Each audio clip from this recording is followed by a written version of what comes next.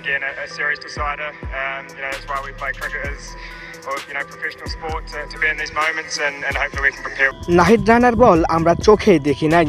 রানার 152 kilometre স্পিডের bowling দেখে match শেষে উপস্থাপকের প্রশ্নে একই বলল নিউজিল্যান্ডের অধিনায়ক টম লাথাম। দর্শক, মিরপুরের হোম অফ ক্রিকেটে আজ শুধুই গতির রাজত্ব। যে গতির সামনে অসহায় আত্মসমর্পণ করল নিউজিল্যান্ডের শক্তিশালী ব্যাটিং লাইন আপ।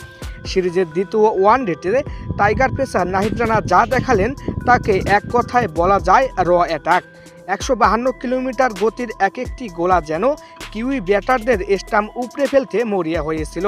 আর তাই তো ম্যাচ শেষে সংবাদ সম্মেলন কিংবা প্রেজেন্টেশন সব জায়গাতেই আলোচনার কেন্দ্রে ছিল সেই একটি নাম, নাহিদ রানা। কিউই অধিনায়ক টম লাথামকে যখন উপস্থাপক প্রশ্ন করলেন রানার গতি সামলানো কতটা কঠিন ছিল, তখন লাথামের উত্তর ছিল অনেকটা বিস্ময় মাখা। টম লাথাম বলেন, সত্যি বলতে নাহিদ রানার বোলিং সামলানো ছিল অবিশ্বাস্য কঠিন।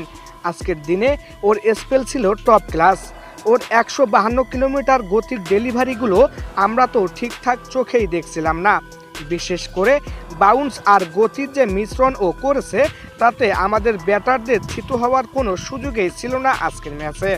এদিকে আজকের ম্যাচে নাহিদ রানা একাই ধসিয়ে দিয়েছেন কিউইদের টপ অর্ডার। মাত্র 32 রান খরচ করে তুলে নিয়েছেন 5টি উইকেট, যার মধ্যে বেশ কয়েকটি ডেলিভারি ছিল 150 কিলোমিটার গতির উপরে। তার এই আগুনে বোলিংয়ের উপর ভর করেই নিউজিল্যান্ডকে মাত্র 158 রানে গুটিয়ে দেয় বাংলাদেশ। রানার এই পারফরমেন্স যেন মনে করিয়ে দিচ্ছে বাংলাদেশের পেস ইউনিটে নতুন এক গতি দানবের আগমন ঘটেছে। 152 কিলোমিটার গতির ঝড়ে শুধু উইকেট নয়, নাহিদ রানা আজ জয় করে নিয়েছেন ক্রিকেট বিশ্বের প্রশংসা। কিউই অধিনায়ক টম লাথামের সেই অসহায় স্বীকারোক্তিই বলে দিচ্ছে নাহিদ রানা বিশ্ব ক্রিকেটে আগামীর এক বড় আতঙ্ক হতে চলেছেন। তো দর্শক, আজকের ম্যাচে নাহিদ রানার এমন দুর্দান্ত বোলিং কেমন লাগলো আপনাদের?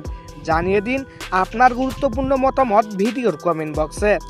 বাংলাদেশ ক্রিকেট টিম এবং পিএসএল ও আইপিএলে বাংলাদেশি খেলোয়াড়দের দুর্দান্ত পারফরমেন্স নিয়ে সব খবরগুলো সবার আগে জানতে আমাদের চ্যানেলটি সাবস্ক্রাইব করে সাথেই থাকুন। সবাইকে ধন্যবাদ।